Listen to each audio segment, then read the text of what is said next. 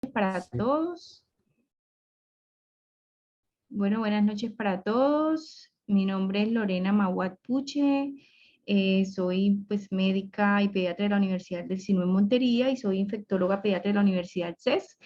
Estuvimos pues en rotación con el doctor Wilfrido y a partir, digamos, de hace unos meses estamos haciendo estas reuniones semanales.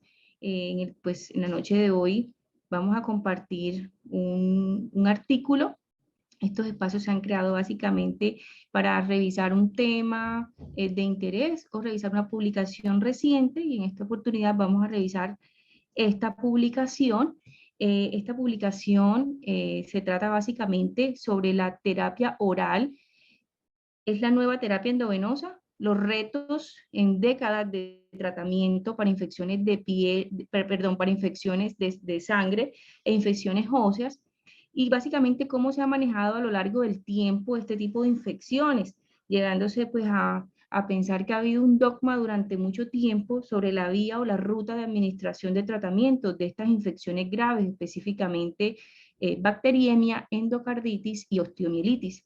Entonces, esto es una revisión sistemática que busca identificar en qué estudios se han basado las recomendaciones de las terapias endovenosas en estos casos particulares de estas infecciones profundas y graves en los pacientes.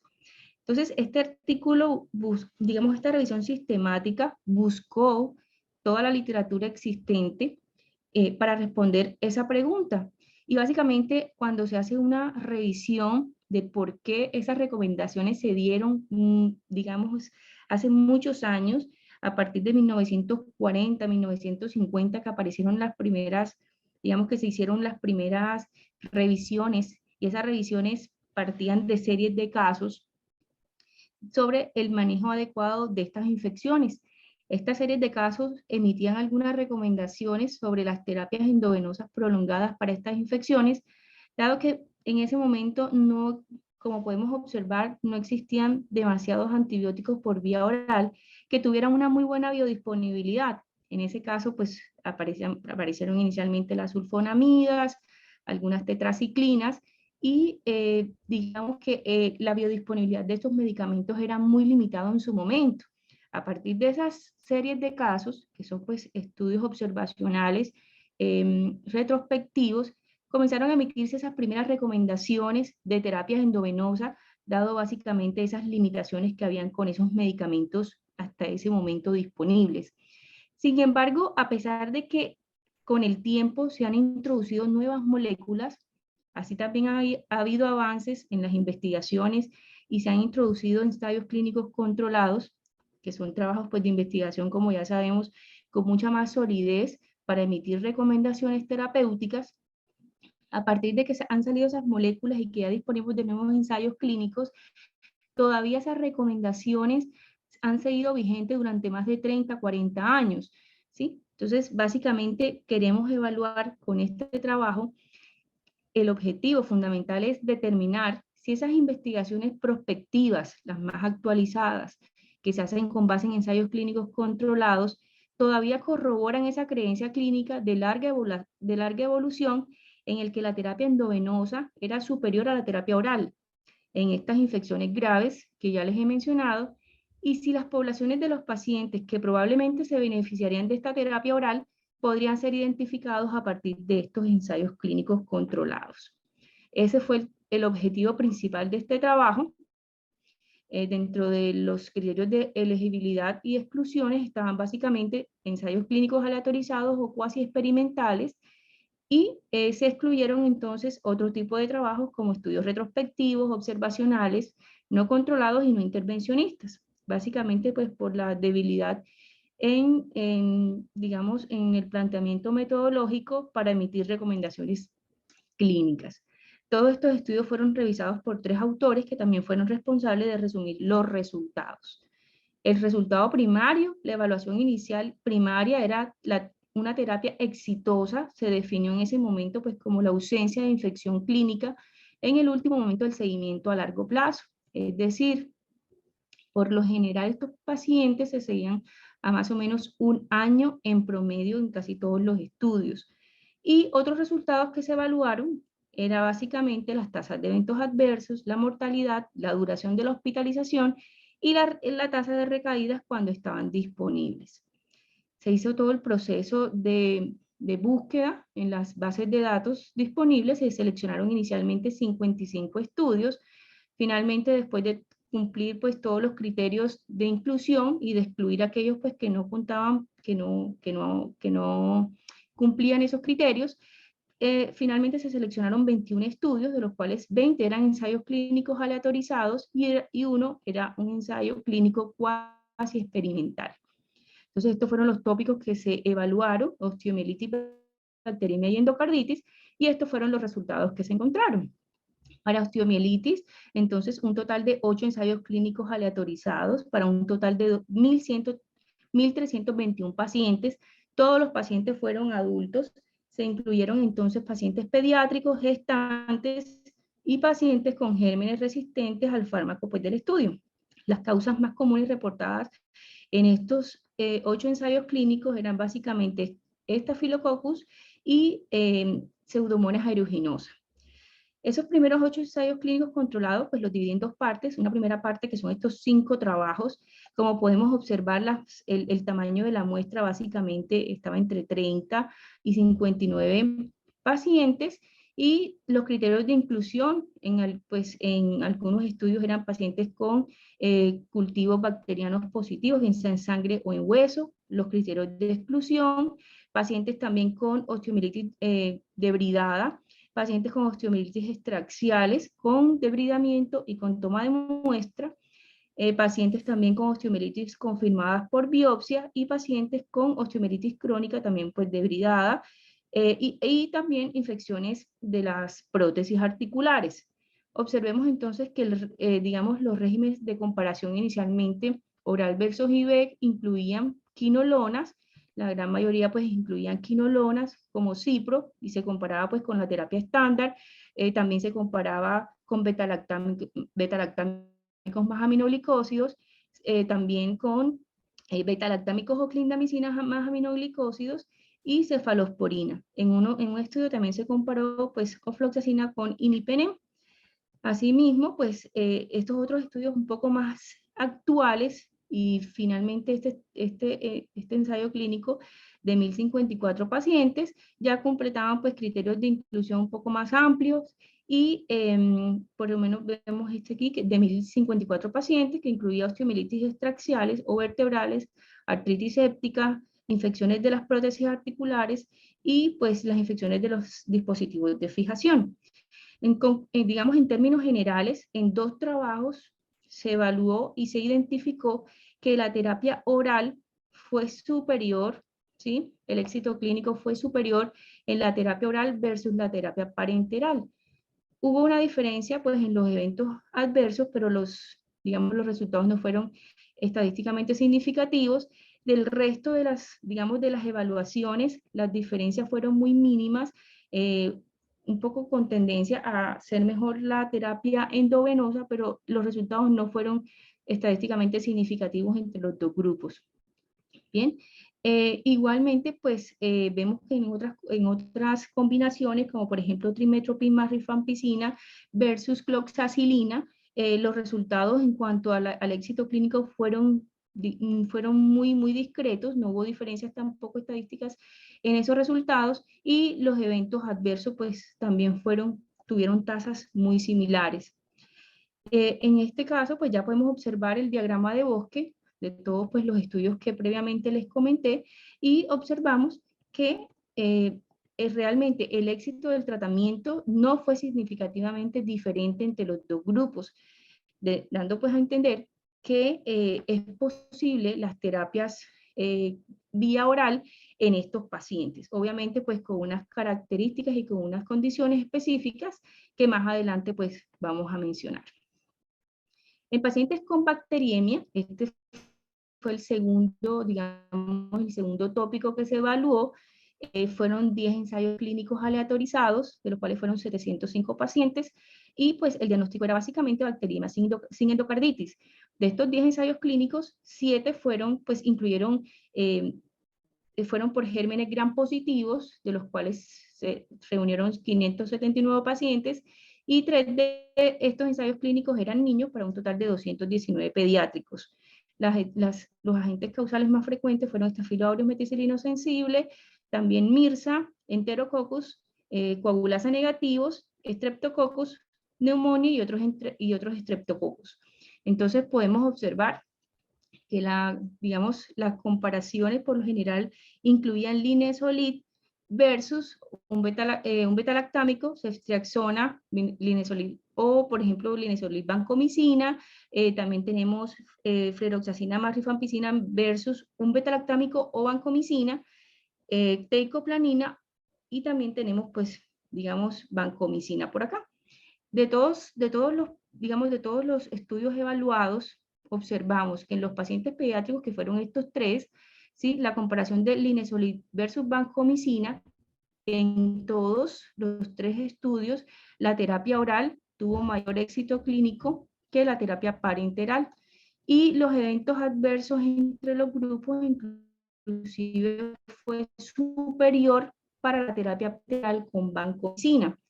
En los otros trabajos incluían pacientes mayores de 13 años, igual pues también hay una parte de población pediátrica en estos grupos, en el cual se comparaba pues linezolid, ceftriaxona, entre otros medicamentos que ya les mencioné.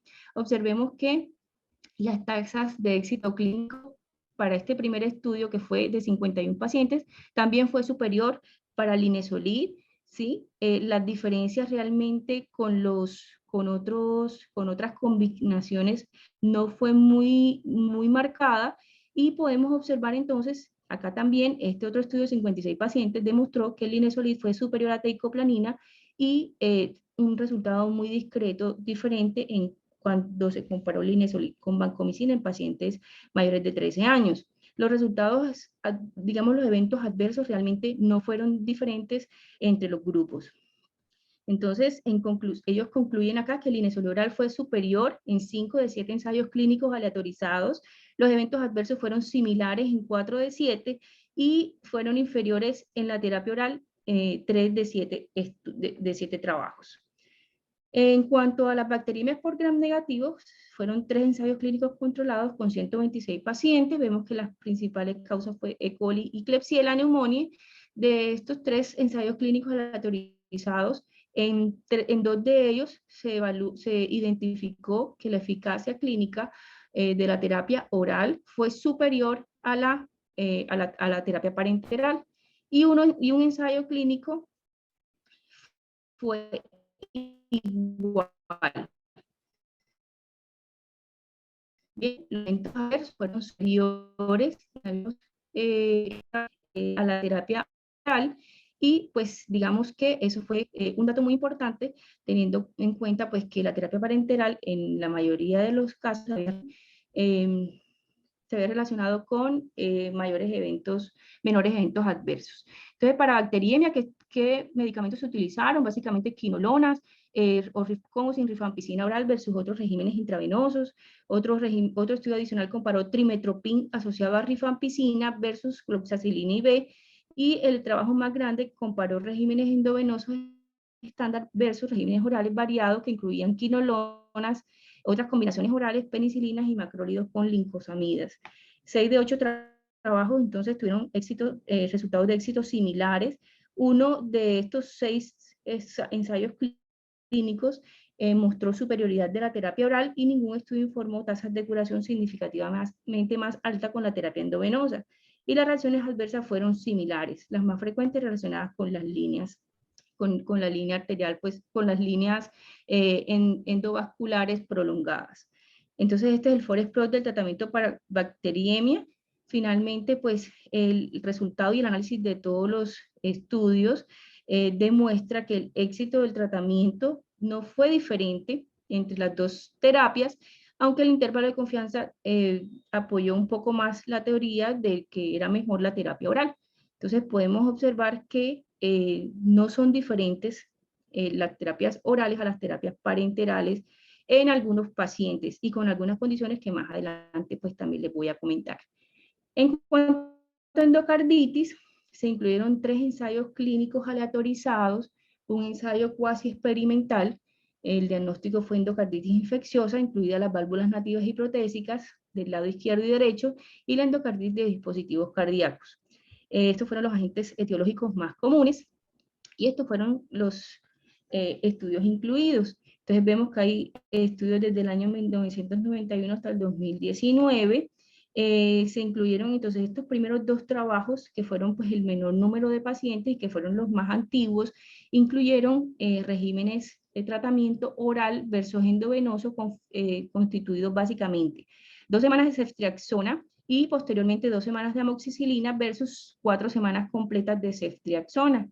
Observamos que el éxito clínico fue igual y la tasa de recaídas fue superior acá en este primer grupo, en el que se hizo terapia a las 2 semanas, versus el 0%, la recaída y los eventos adversos fueron similares en ambos grupos. En el segundo trabajo, que incluyó pues el tratamiento con ciprofloxacina más rifampicina versus la terapia estándar definida, se pudo observar que la eficacia de la terapia oral fue del 95% versus el 88% de la terapia endovenosa. Y observamos que la terapia endovenosa se relacionó con muchos mayores efectos adversos que la terapia oral. En estos dos primeros trabajos se encontraron resultados similares sin diferencias en la mortalidad.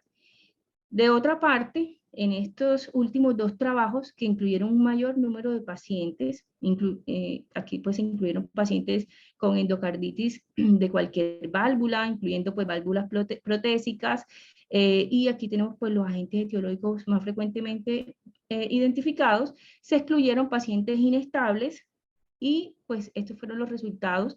La terapia oral, ahorita pues vamos a ver cuál fue la terapia estándar y la endovenosa. La oral y la endovenosa, el 73% versus el 62%, con un margen de eventos adversos muy similares entre los dos grupos. En cuanto al último trabajo del 2019, que incluyó 341 pacientes, también fueron parecidos pues, los criterios de inclusión. La terapia endovenosa, el régimen oral, incluyó trimetoprim IV más clindamicina por 7 días y luego hacer la terapia de transición a la vía oral, versus la terapia estándar endovenosa. Entonces, en ese caso, digamos, el éxito del tratamiento fue del 81% versus el 70% de los pacientes. Las tasas de recaídas fueron muy similares entre los dos grupos y los eventos adversos fueron superiores en el primer grupo, en el que se hizo la terapia de transición de oral a endovenosa versus la terapia estándar endovenosa. En términos generales, cuando se evaluaron estos tres estudios, se evidenció que la terapia oral, y dado pues, los resultados que les mostré, la terapia oral fue superior en eficacia. Esto generó también un impacto en la disminución de la mortalidad y una recaída significativamente más baja que la terapia endovenosa sola. En ningún estudio identificado, realmente el tratamiento IV fue superior en eficacia que los tratamientos orales. Este es el diagrama de bosque del metaanálisis realizado pues, en este caso. Se observa entonces que en endocarditis sí hay una tendencia hacia que favorece la terapia oral, el cual pues se documentó que era mucho más eficaz. Y esta documentación de las terapias eficaces fueron más pronunciadas en los últimos trabajos, es decir, en los trabajos de 2019, que incluyeron un mayor número de pacientes. Entonces, en cuanto a la discusión de este estudio, los antibióticos orales eran al menos tan efectivos como la terapia endovenosa en estas tres patologías. Es muy importante este concepto, teniendo en cuenta pues que ya va bajando un poco esa tendencia o el dogma que existe previamente o de manera preexistente a que las terapias endovenosas deben ser prolongadas siempre en estas patologías. Varios de estos estudios encontraron que la terapia oral era más efectiva inclusive que la vía endovenosa para bacteriemia y endocarditis, ¿sí? De todos de los estudios que se revisaron, no se identificaron datos que contrariaran pues estas dos, digamos, este concepto que se emite, Y en caso de osteomielitis, la mayoría de los datos de eficacia publicados fueron básicamente con fluoroquinolonas o tripletoprim sulfa con o sin rifampicina. La mayoría de los eventos adversos se han atribuido básicamente a las fluoroquinolonas y en este caso, pues, y en el caso de los pacientes pediátricos, nosotros pues también evaluamos otras opciones que tienen una alta biodisponibilidad. Por ejemplo, trimetoprim es una excelente opción en casos de osteomielitis, el linezolid en especial pues durante esas primeras 4 semanas de tratamiento. Obviamente pues sabemos que las tendencias en casos de osteomielitis es a ir disminuyendo el tiempo de tratamiento, pero tener en cuenta pues que los eventos adversos del linezolid son tiempo dependiente en el sentido en que después de las 2 semanas de tratamiento ya son marcados pues los eventos como por ejemplo citopenias y las neuropatías que tienden a ser las primeras reversibles en la medida que se suspende la terapia. También clindamicina, que es un antibiótico excelente y que realmente tiene una buena biodisponibilidad en estos casos, y también pues la sugerencia del uso de amoxi para casos de osteomielitis por estreptococos. Las opciones de tratamiento para la bacteriemia y la endocarditis son similares a las de osteomielitis, excepto pues en el caso de la recomendación de dar trimetoprim como monoterapia en bacteriemia, sabemos que no está recomendado, y en casos de endocarditis por Staphylococcus aureus. Algunas publicaciones, y de hecho pues en este trabajo sugieren pues que en casos de endocarditis no dar, obviamente, pues trimetoprim como monoterapia, sí se podría hacer o considerar asociarlo a clindamicina, pues hasta que se erradicara la bacteriemia, y luego la monoterapia oral con trimetoprim sulfametoxazol. La cantidad pues, de terapia antimicrobiana endovenosa que se debe dar previa a la terapia oral realmente es muy variable en muchos estudios. Algunos estudios no administran pues, terapia IV, sino solo oral, y otros toman unos cursos de terapia endovenosa entre 7 y 14 días previos antes de hacer la terapia switch.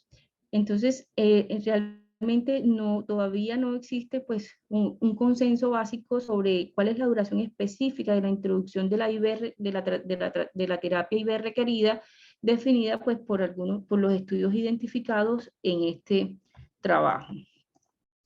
Entonces, ¿por qué en algunos estudios es superior la terapia oral a la IV en bacteriemia y endocarditis? Esto fue una pregunta pues, que ellos se hacen en el trabajo, que buscan pues, darle respuesta.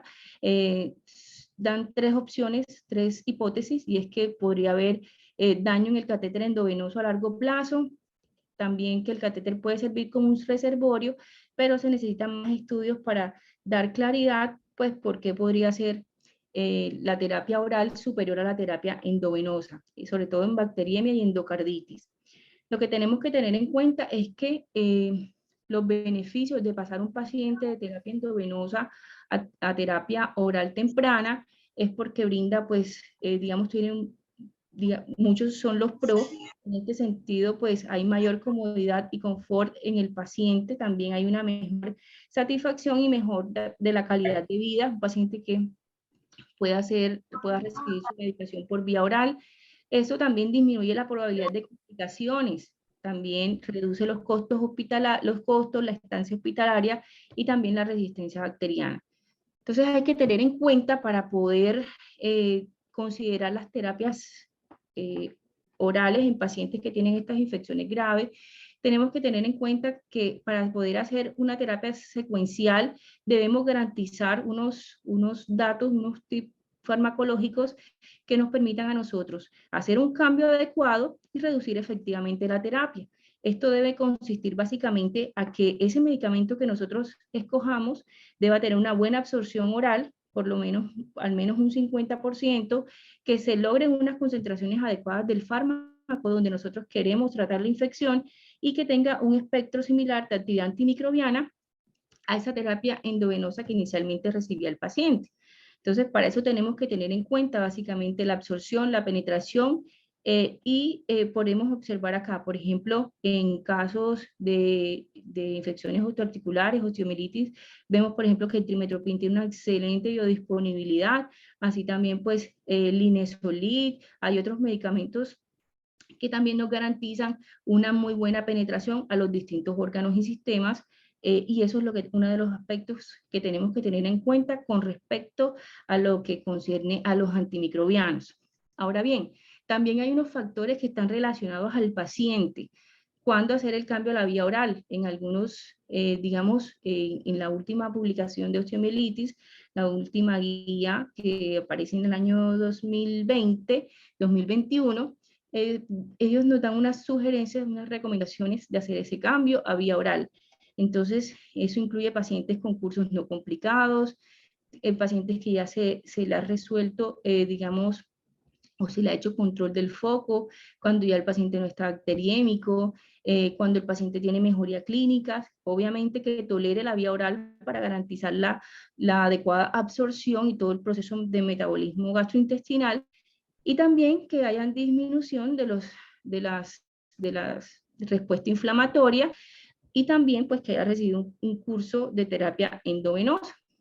En el caso de endocarditis, que el paciente también tenga una respuesta satisfactoria al tratamiento. Esto está dado básicamente si el paciente tiene más de 48 horas afebril, si la PCR ha disminuido, y si digamos que ya los leucocitos han comenzado a disminuir. Asimismo, la ausencia de abscesos o que no tenga otras indicaciones para cirugía, y que básicamente tenga una sensibilidad adecuada en el antibiograma.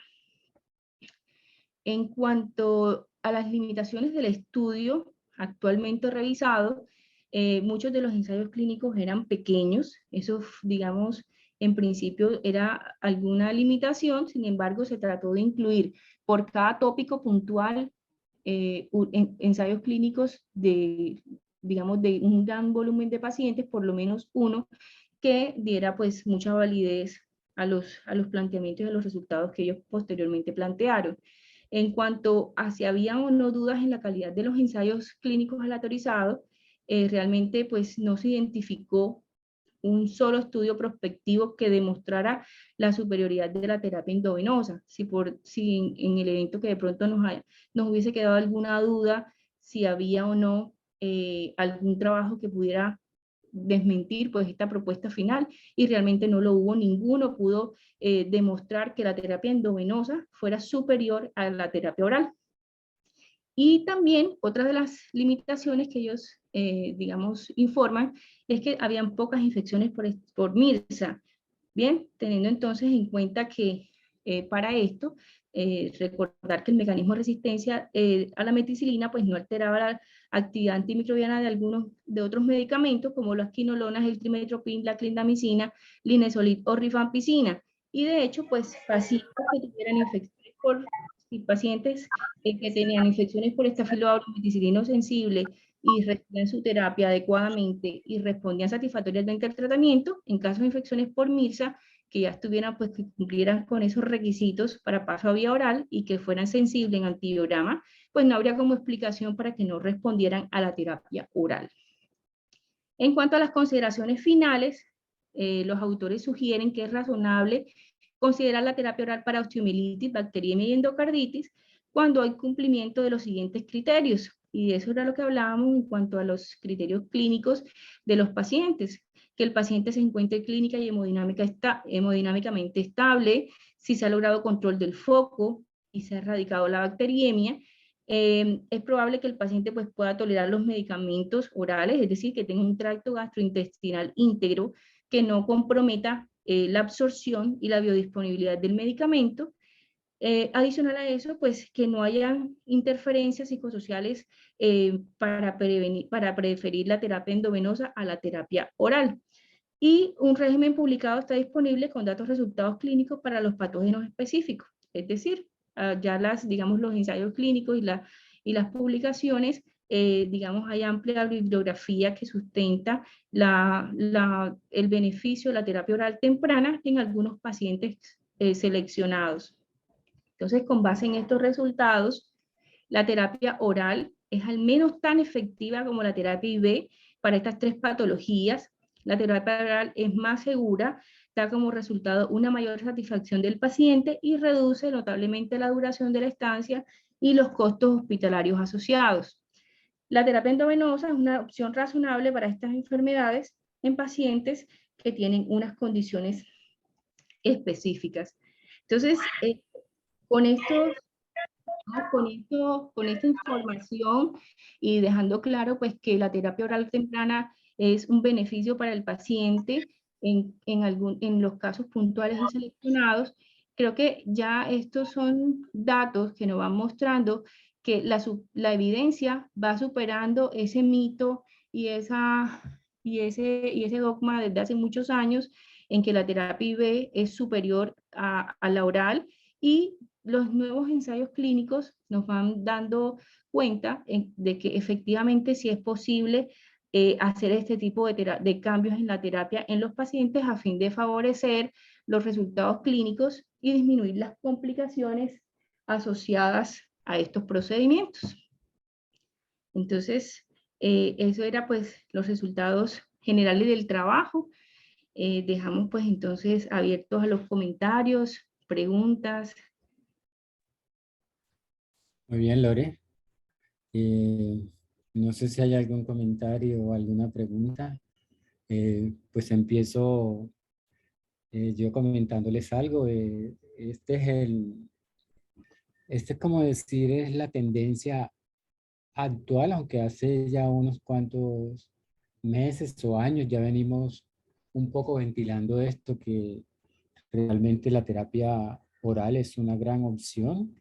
Eh, Tanto así que, pues en el PROA se comenta algo de que el descalamiento del ajuste de la terapia no necesariamente es bajarse el espectro del antibiótico o disminuir la cantidad de antibiótico que uno usa previamente empíricamente, sino también que se pueda pasar de terapia intravenosa a oral.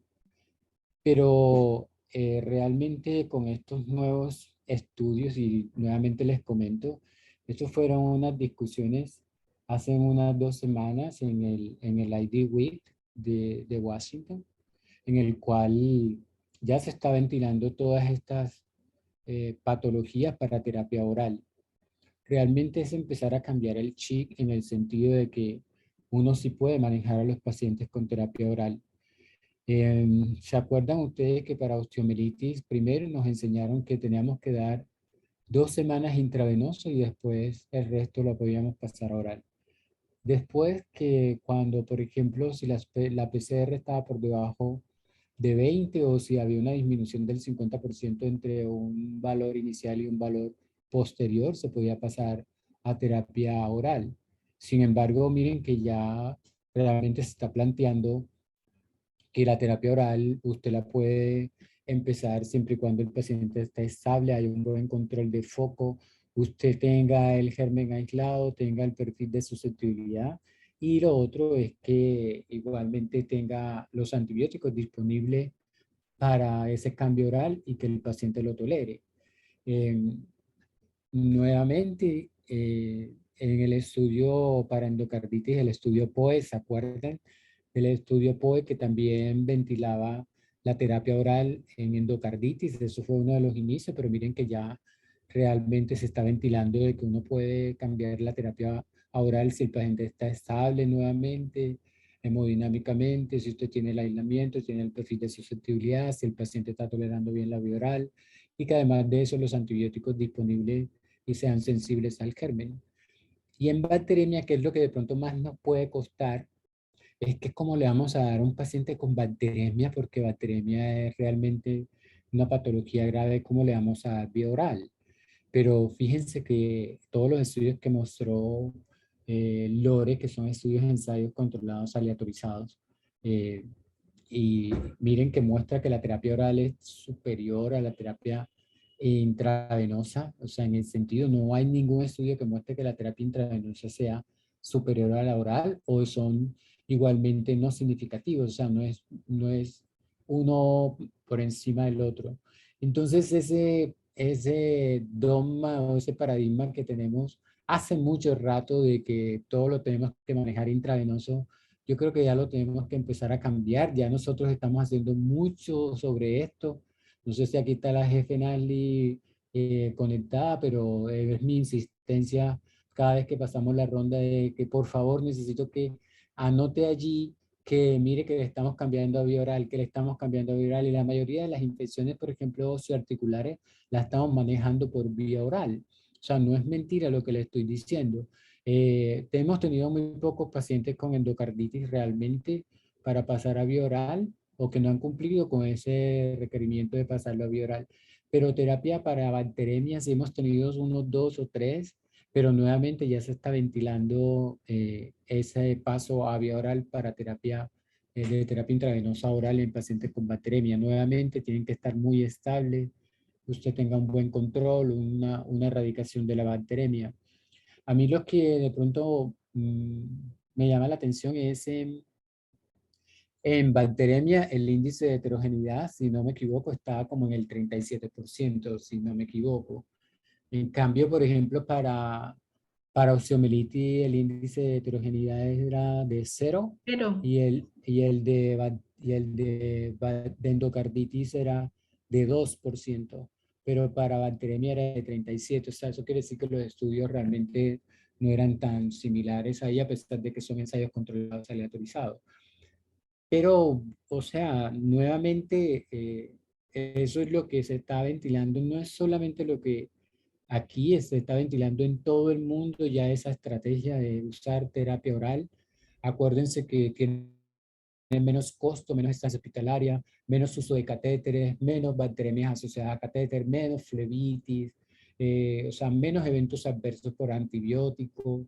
Entonces eso habría que empezarlo a mirar, o sea, hay que empezarlo a mirar.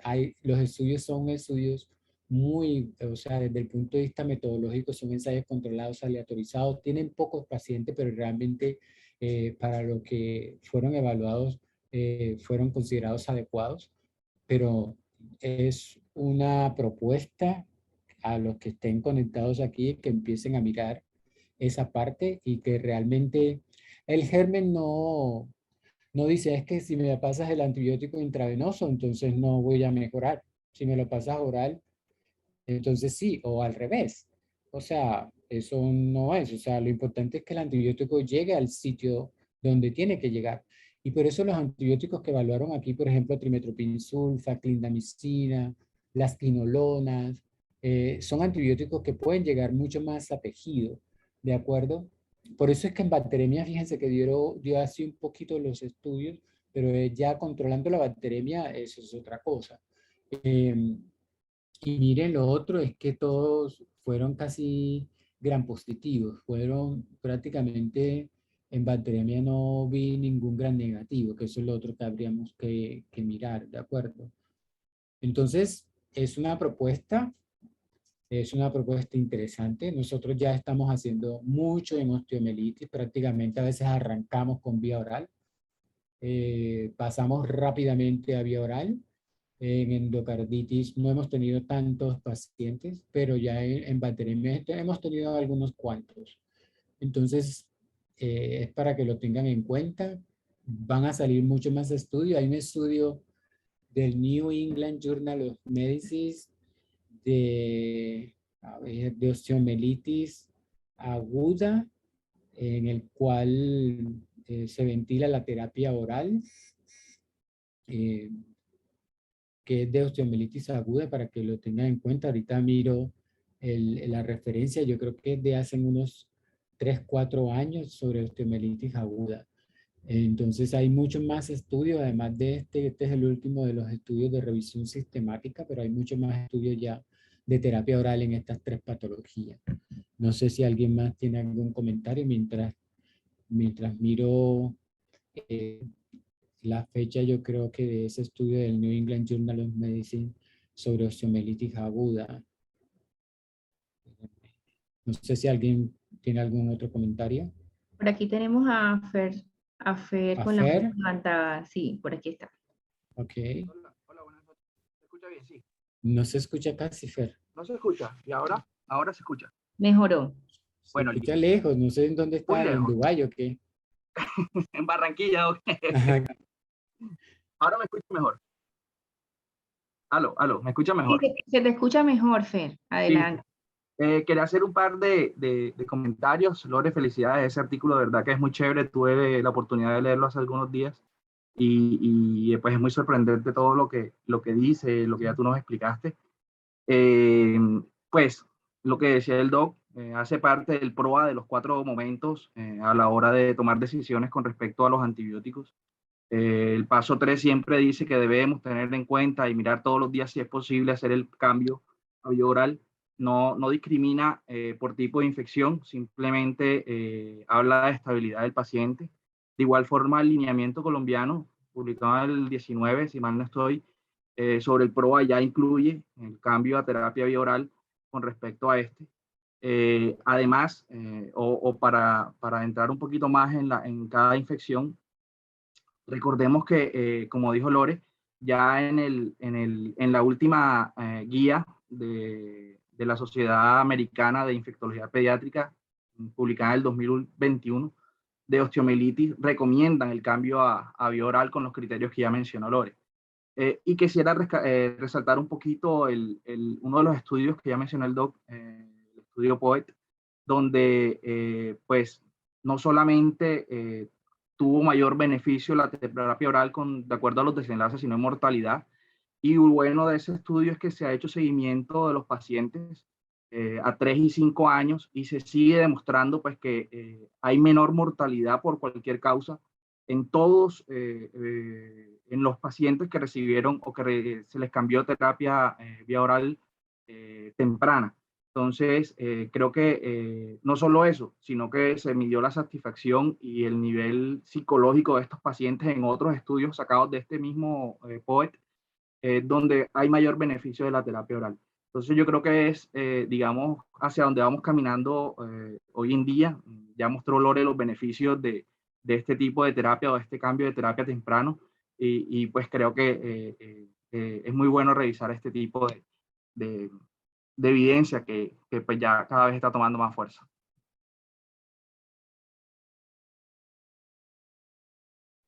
Muchas gracias, Sí, Fer. sí, de acuerdo, Fer.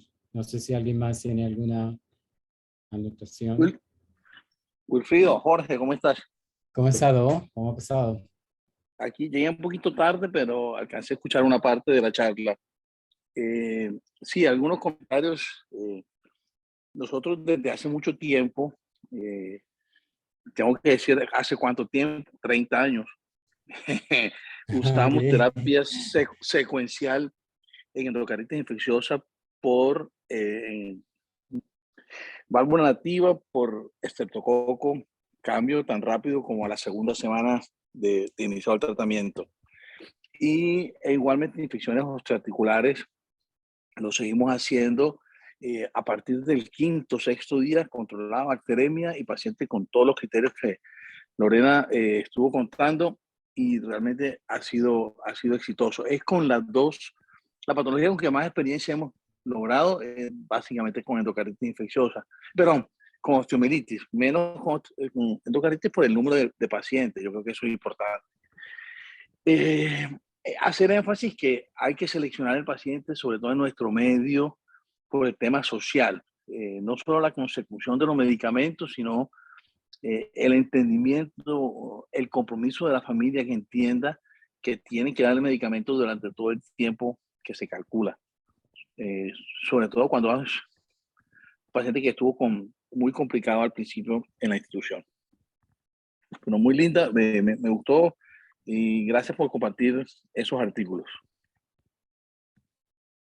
Sí, Do, estamos totalmente de acuerdo y yo creo que tenemos que empezar también a cambiar el chip en los hospitales. Mire que en muchos hospitales, por ejemplo, apenas el paciente ingresa, lo van canalizando, le van colocando un catéter o un tapón porque está hospitalizado y resulta que uno pregunta qué terapia tiene y no le están pasando ninguna terapia intravenosa, por ejemplo. O lo otro, estar cambiando los catéteres cada 72 horas, los periféricos, que ya también eso está totalmente revaluado. Entonces, es empezar a cambiar el chip en el sentido de que la terapia oral es también tan efectiva como la terapia intravenosa para estas patologías que de pronto uno la considera un poco más graves en el sentido de mayor compromiso del paciente, pero como usted lo dijo, hay que seleccionar bien el paciente. Mire que uno de los ítems de los últimos que mostró Lore era de la parte social, porque usted tiene que garantizar que el paciente realmente se tome los medicamentos, porque si no, realmente vamos a tener problemas. O sea, que tenga una buena absorción, que tenga un buen ambiente social, que le den los medicamentos adecuados, los horarios adecuados. Y también hasta mencionan que las dosis pueden hasta cambiar desde el punto de vista oral, que se puede dar un poquito la dosis un poco más alta que la intravenosa, por ejemplo, en trimethoprim sulfa, pero que si no se cumplen todos esos, usted puede tener un fracaso desde el punto de vista de pasarle oral. Entonces, totalmente de acuerdo, ¿no? Son pacientes seleccionados, pero que tenemos que empezar a mirarlo porque eso es disminución de costos, estancia hospitalaria, eventos adversos, eh, y así vamos a tener de pronto un mejor resultado desde el punto de vista clínico. Tenemos que empezar a mirarlo, pero les cuento que eso fueron una de las grandes controversias ahorita en el Congreso Mundial de Infectología hace 2 semanas. No solamente se ventiló esta, sino que realmente fue una sesión de mucha controversia en el cual los resultados dieron más a favor de la terapia oral que de la terapia intravenosa. Entonces, es para comentarle que eso es lo que se está ventilando en este momento a nivel mundial y que tenemos que empezar nosotros también a mirar eso. Ahí les pasé el otro artículo que está en el New England Journal of Medicine del 2019 de enero, en donde está también terapia secuencial intravenosa oral de la terapia de osteomielitis y infecciones osteoarticulares. Listo, sí, ya está el artículo, aquí se cargó en el chat, ahí está el documento, el PDF. Gracias, Okay, Lisandra. Luis. los que de pronto van a tener posibilidad de ir al Congreso de Infecto ahorita en diciembre en Cali, en la parte que me toca a mí de infecciones por coco gram positivo, van a ver algunas cosas también nuevas en el sentido de terapia oral también para algunas cosas, igual en gram negativos, ¿no? Entonces, ojalá que puedan tener acceso a que puedan ir al Congreso, porque eso es lo que también se va a ventilar allá. ¿Hay alguna otra pregunta, algún comentario? No, bueno, Lore, felicitaciones, excelente presentación, siempre estos momentos son fascinantes porque nos actualizamos. Yo pienso que nosotros a diario, cada vez que hacemos ronda médica debemos hacer esto, el PROA. O sea, y es algo que aprendimos todos del doctor Coronel, todos los que hemos rotado con él, que no solamente es ir a ver las interconsultas de los pacientes que nos piden que veamos, sino que aprovechar el momento de estar en los hospitales, estar con los demás especialistas, con todo el equipo de estudiantes, internos, residentes, en fin, para hacer prueba. Para hacer prueba y siempre preguntarnos, ¿este antibiótico hasta cuándo lo voy a dar? ¿En qué momento puedo hacer la terapia SWIS? Por ejemplo, a mí lo que yo he visto pues en el hospital donde estoy, en una de las instituciones donde estoy, es que ya como que los médicos están esperando, ya tienen todo preparado para cuando lleguemos a la ronda prueba ya hacer la terapia SWITch. Ya de pronto no esperan que empecemos a decir, bueno, vamos a considerar la terapia SWITch en este paciente, no, sino que ya hemos aprendido a lo largo de estos meses en que estas osteomielitis, por ejemplo, no tienen que recibir todo el tiempo intravenoso y ya cuando llego a la ronda, pues ya están como todos los criterios por los médicos del piso establecidos para cambiar la terapia, a hacer la terapia SUS y esto es lo que se quiere, ¿no? Hacerlo siempre, siempre preguntarnos en qué momento lo puedo hacer para evitar el uso prolongado de antibióticos intravenosos. Pues no, felicitaciones Lore, mil gracias por la actualización. Sí. Listo. Muchas gracias. Nos vemos el próximo lunes. Sí. Sí, claro. ¿Alguna otra, alguna otra pregunta, algún comentario? Yo creo que estas sesiones que siguen vamos a actualizar varias cosas que se están ya planteando, como por ejemplo las nuevas guías de infecciones intraabdominales, que incluye algunos cambios en pediatría y en embarazadas, por ejemplo. El manejo de estafilococos aureus, también algunos cambios.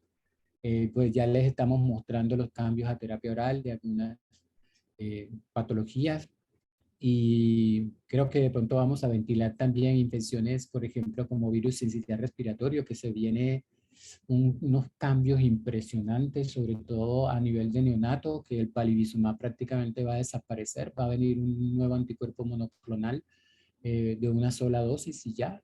y también vacunas para virus sincitial respiratorio en embarazadas y mayores de 65 para que lo tengamos en cuenta.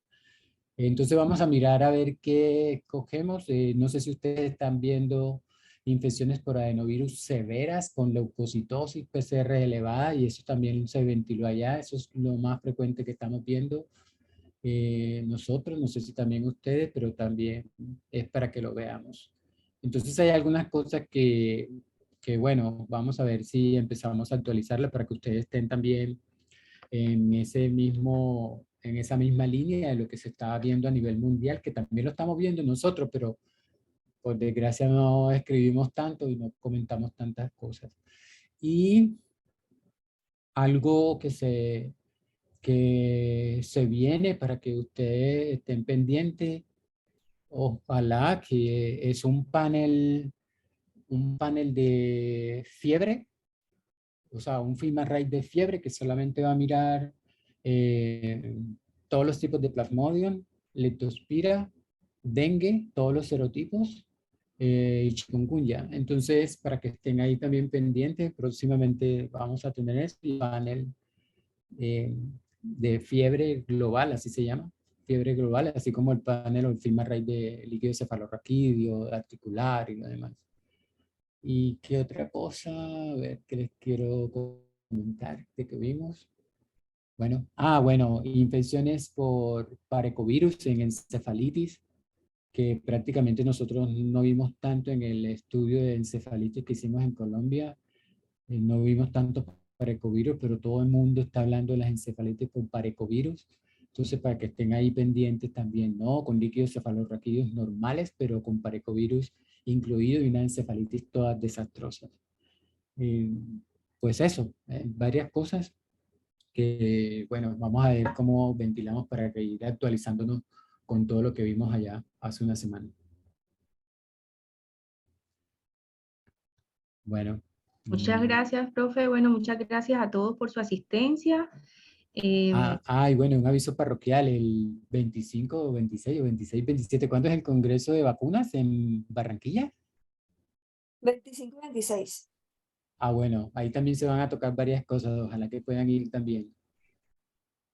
De noviembre, de Claro que noviembre. sí. Los esperamos a todos.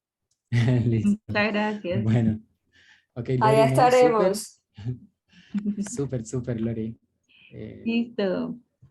Bueno, entonces una muy buena noche, si no hay alguna otra pregunta. Y Lorena, Fer, muchas gracias. Ay, gracias a ustedes, muy amable. Gracias por tu aporte, Fer. Quedó, muchas gracias. Bueno, Gracias, que Fernando. Y tengamos- la jefe Nasli no se conectó definitivamente. Hoy no está conectada. Bueno, Bueno, feliz que noche a tengan una buena todos. noche. Hasta Bueno, luego. Igual que Chao, estén bien. chao. chao.